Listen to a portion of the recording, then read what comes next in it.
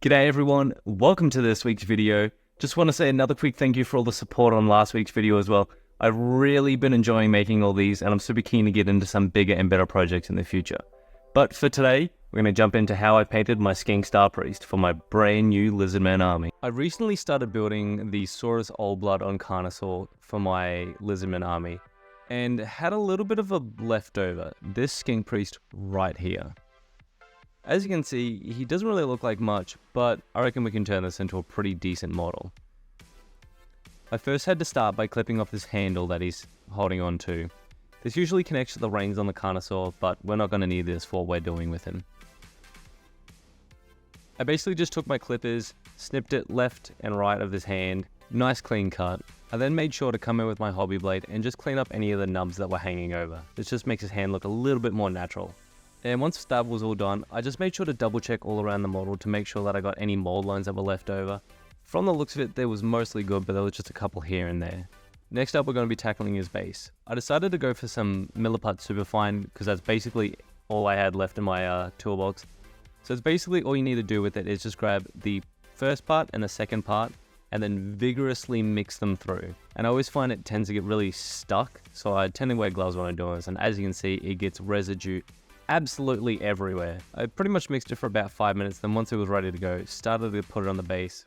Realized that it was way too much, decided to just do half of it. And then, pretty easy to put on, you just squish it on there and then you move it around until the base is fully covered like a so. Next up, I just made sure to grab the model while this was still setting so that I could push his feet in and create a bit of a divot for where his feet would go. This just helps me line it up later, and it'll mean that I'll have a slightly stronger connection than just kind of gluing him and whacking him on the base, and then hoping for the best. Next up, just some Agrellan Badland, and just like we did with the last one, I'm going to be kind of flying through this. I basically dabbed this on using an absolute trash brush, and made sure to cover pretty much everything that was white. Doesn't really matter if we miss anything here, I'm just going to be using a matte black spray coat over all of this, so it'll tie it in, even if we do miss some of that little white part on the Milliput. After that, I went outside and grabbed a couple of cans of spray paint. I started off by doing a heavy coat of black to cover basically everything. And then once that was all done, I came in with another can of white spray paint and did a very heavy Zenithal from the top. I'm basically trying to cover 90% of the model and just leaving shadows in like the really harsh, deep spots. Now we're going to jump onto the base. I'm not going to go through this in detail as we did do this in our last video, and it's basically just going to be the same over the whole army. I grabbed Evil Sun Scarlet, some Troll Slayer Orange, and finally some Uriel Yellow. Basically for all of these paints, I water them roughly about 1:1 to create kind of a nice like thin paint, and just sketch out where I wanted all my lava marks to be. Starting with the Evil Suns, and then while it's still wet, I put a little bit of the Troll Slayer Orange in the very middle of that. And then coming back later, I grabbed some Uriel Yellow and just in the very last things to really make the fire scene hot. Now the difference with this one, I did actually water down kind of a glaze consistency for the Evil Sun Scarlet, and I just, as you can see, sketched it around this. And once that layer was all dry, it looked like amazing, really simple glow effect.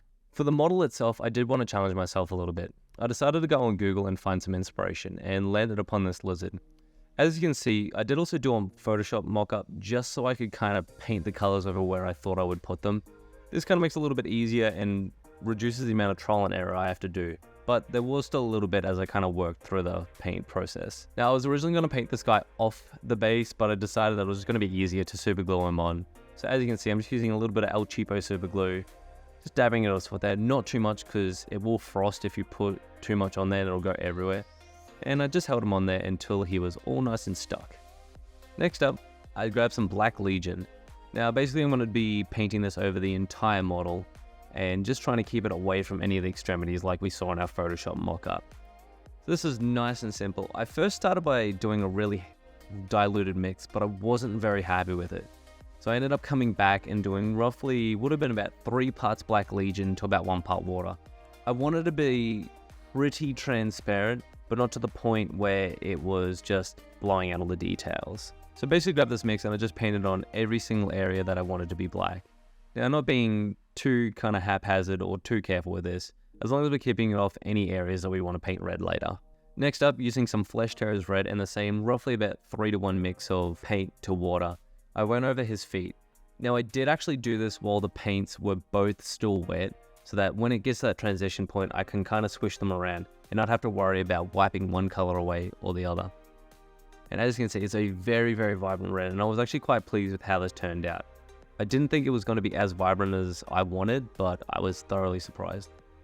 As you can see, I'm kind of just painting it on his foot, and when I get to the part where the black is, I found it was much easier to take the red up to the black than taking the black down to the red. For some reason, it just tended to mix a little bit better, and I think it was the fact that the red was lighter. Next up, I just grabbed some snakebite leather, and I'm going to be trying something a little bit different with the golds.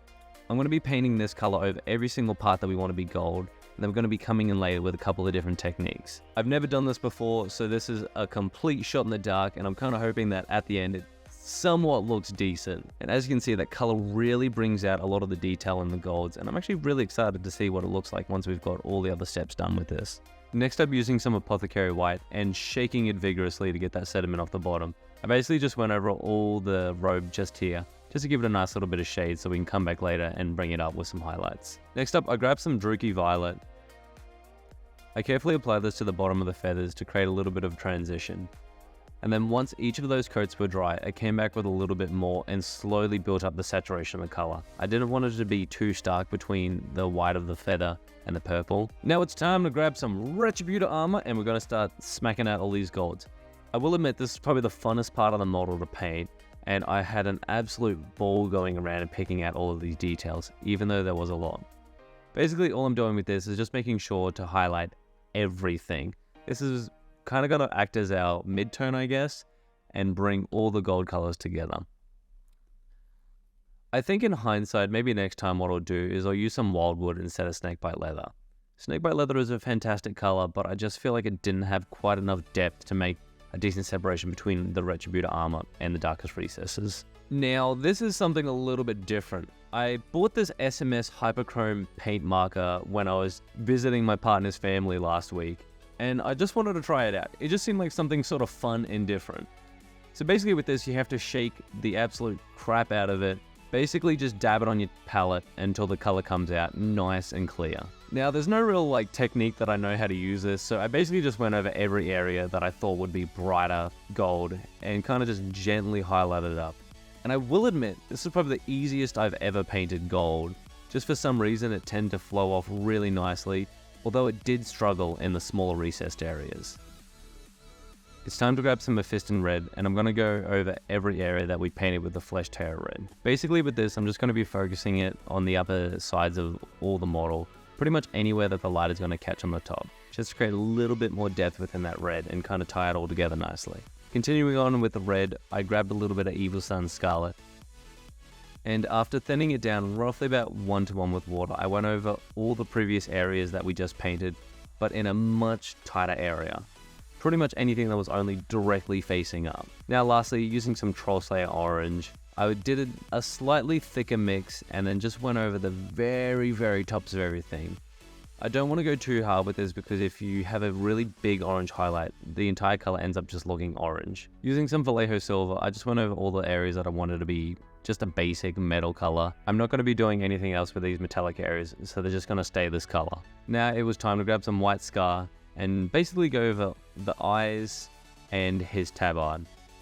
With this tabard, I did kind of do a bit of a strokey highlight like you can see here, just adding a little bit of texture and a little bit of depth to the tabard. Now this was also the perfect time to start doing his markings. I wasn't quite sure how to tackle these, so I started by doing little squiggly lines leading from his back to his chest, and then just going around the back of him and picking out all of these scales. I wasn't quite sure if I really wanted to do his scales in the white color, but I think in the long run it worked out pretty well. Now I wasn't super happy with how these turned out, so I ended up grabbing some Vallejo Game Air Black and just going back in and tightening up the lines. Pretty much anywhere where I went a little bit too heavy on the markings, I came through and thinned them out nicely. Now for the final detail, grabbing some Tesseract Glow, we're going to be whacking this onto the eyes. Now as you can see, I went a little bit overboard with the white scar, so that when I went over with the Tesseract Glow, it created a bit more of a glow effect. And after putting black on the base rim for that, the model was ready for its big reveal. Now I am super happy with how this model turned out, and I hope that you guys like this video. I definitely want to try doing some different color schemes for my Seraphon and try out a couple of new techniques and things. I think it's a really good challenge and we can get some awesome variety within the army. I just want to say thank you to everyone who has watched this far in the video, and don't forget to subscribe, like the video, and make sure you check out my links down in the description. There's plenty of ways to support me, like subscribing over on Twitch and seeing your name on a very own custom draw miniature that I'll be adding to my future planned army. You can also support the channel by buying miniatures from my Etsy store, so make sure you check all that out in the description down below. And as always everyone, happy hobbying, and I'll see you next time. Bye!